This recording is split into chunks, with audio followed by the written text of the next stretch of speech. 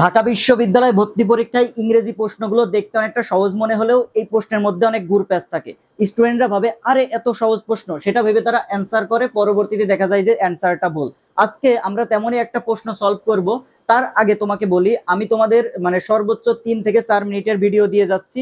আমাদের অনেকেই আছে বড় ভিডিও দেখার আমাদের ধৈর্য কম, আমি 3 থেকে 4 মিনিটের ভিডিও দিয়ে যাচ্ছি। তুমি যদি এই ভিডিওগুলো, এই ক্লাসগুলো তুমি যদি করতে পারো, তোমার ঢাকা বিশ্ববিদ্যালয় সহ যে কোনো বিশ্ববিদ্যালয় ভর্তি পরীক্ষায় তোমার ইংরেজি বলো, তোমার হচ্ছে সাধারণ জ্ঞান বলো, বাংলা দ্বিতীয় পত্র বলো, কোনো কিছু নিয়ে তোমাকে আর ভাবতে হবে না। তুমি সেখানে তোমার খুব সহজেই তুমি অ্যান্সার করতে পারবে, খুব সহজেই তোমার অ্যান্সার করতে পারবে। তো চলো আমরা প্রশ্নটা দেখব। প্রশ্নটা হচ্ছে, the dog was dash in front of the door. The dog was dash in front of the ডোর। এর অ্যান্সারটা অপশন দেখো যে লেইন, লেইং, লাইড, লেইড। অ্যান্সারটা আসলে কি হবে? প্রত্যেকটা অপশন কিন্তু কাছাকাছি, প্রত্যেকটা অপশন কাছাকাছি। অনেক স্টুডেন্ট আছে এই প্রশ্নের অ্যান্সারটা ভুল দেখাবে, বা অনেক স্টুডেন্ট আছে এই প্রশ্নটা স্কিপ করে চলে যাবে। যদি এই ধরনের প্রশ্ন ঢাকা বিশ্ববিদ্যালয়ে আসে, ঢাকা বিশ্ববিদ্যালয়ে এই ধরনের মূলত প্রশ্ন আসে, যদি এই ধরনের প্রশ্ন ঢাকা বিশ্ববিদ্যালয়ে আসে আমরা কিভাবে সলভ করব? দেখো, এই যে লাই, আমি তোমাকে দেখাই। লাই, লাই এর দুইটা ফর্ম আছে।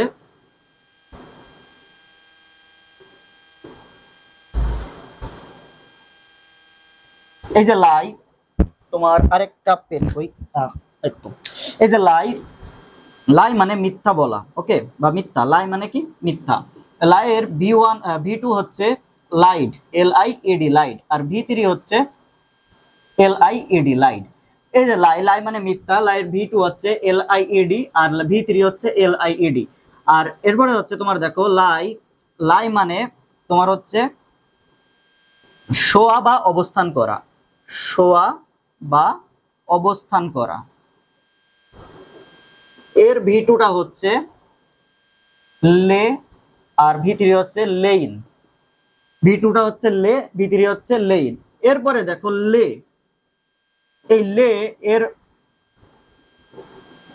লে মানে হচ্ছে রাখা বা ডিম পাড়া, রাখা বা ডিম পাড়া, রাখা বা ডিম পাড়া।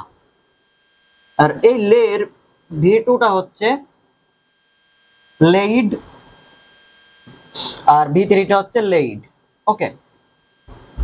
তাহলে লের V2টা হচ্ছে লেইড আর V3টা হচ্ছে লেইড। তাহলে লাই মানে মিথ্যা বলা, লাই মানে মিথ্যা বলা। তাহলে এই লাই এর V2টা হচ্ছে লাইড আর V3টা হচ্ছে লাইড। আর লাই মানে শোয়া বা অবস্থান করা, লাই এর V2টা হচ্ছে লে, V3টা হচ্ছে লেইন। আর লে, লে মানে রাখা বা ডিম পাড়া, এর V2টা হচ্ছে লেইড আর V3টা হচ্ছে লেইড। এখন দেখো এই লাই আর লে এর V2 আর V3টা মনে রাখা একটু সহজ। লাই যেমন এর সাথে ডি যোগ করে দিলেই হচ্ছে, আর লাই এর সাথে ডি যোগ করে দিলে হচ্ছে, আর লে এর সাথে আইডি যোগ করে দিলেই হচ্ছে। আর এই লাইটা, লাই যেটা হচ্ছে শোয়া বা অবস্থান করা, এর V2টা হচ্ছে লে আর V3টা হচ্ছে লেইন। এখন এদের আরেকটা ফর্ম আছে, সেটা হচ্ছে ING form, verb plus ING. এই লাই এর ভার প্লাস আইএনজিটা হবে LYING, লাইং। আর এই লাইয়েরও ভার প্লাস আইএনজি হবে LYING, লাইং। অর্থাৎ একই হবে দুইটা, এই আইটা উঠে যাবে, এখানে আইটা উঠে যাবে, LYING টা হবে। আর এই লে, এই লের V3টা হচ্ছে LAYING, লেইং। এইটা হবে তোমার হচ্ছে লের V3। তো এখন দেখো প্রশ্নটা বলছে, the dog was dash in front of the door. Lain হবে, লেইং হবে, লাইড হবে, নাকি লেইড হবে? কোনটা হবে আসলে?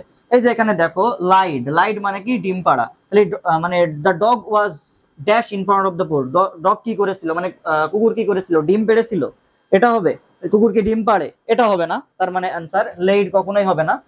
লেইড অর্থ কি? ডিম পাড়া, তার মানে এটা অ্যান্সার হবে না। কুকুর কখনোই কি ডিম পাড়ে না। এটা দেখো লাইড, এটা দেখো লাইড, লাইড মানে কি? মিথ্যা বলা। কুকুর কি করেছিল? মিথ্যা বলেছিল। তাহলে কুকুর কি করেছিল? মিথ্যা বলেছিল, এটাও তো অ্যান্সার হবে না। তার মানে এটাও অ্যান্সার তোমার হবে না। এরপরে দেখো লেইন আর লেইং, এই যে লেইং আর লেইং, এই দুইটার মধ্যে একটা অ্যান্সার হবে। কোনটা হবে আসলে? দেখো আমি যদি এখানে লেইন বসাই, আমি যদি এখানে লেইং বসাই, লেইনটা হচ্ছে V3। আমি যদি এটা বসাই তাহলে এটা কি হয়ে যাবে? প্যাসিভ হয়ে যাবে। আর লেইন মানে কি মানে এটা মানে কি শোয়া বা অবস্থান করা, তাহলে এটা প্যাসিভ হয়ে যাবে। তাহলে কুকুরকে শোয়ানো হয়েছিল, অ্যান্সার মানে এর মিনিংটা কি হবে, কুকুরকে শোয়ানো হয়েছিল। যদি আমি লেইন বসাই তাহলে প্যাসিভ হয়ে যাবে, তাহলে এর মানে অ্যান্সারটা হবে মানে মিনিংটা হবে কুকুরকে শোয়ানো হয়েছিল।